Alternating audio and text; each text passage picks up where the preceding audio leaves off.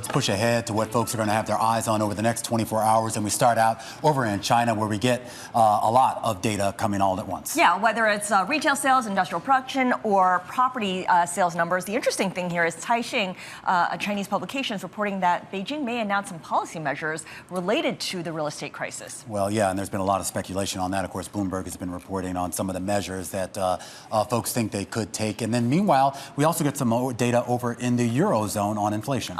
And of course, inflation there is falling faster than it is in the United States. So the ECB has seen reaching its target earlier in 2025 than people had anticipated. Does this mean they start cutting before Jay Powell starts cutting? Could be.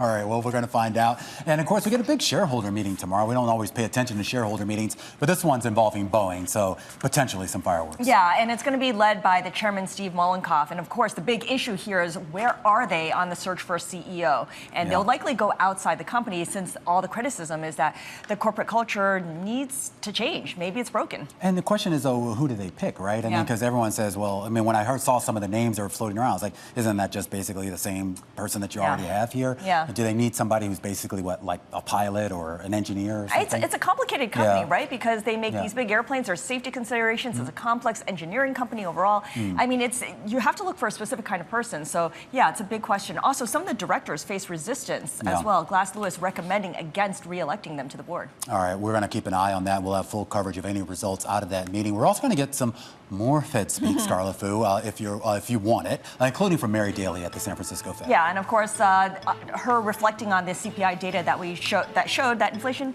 does appear to be slowing down. Does appear to be slowing down. A bold call there.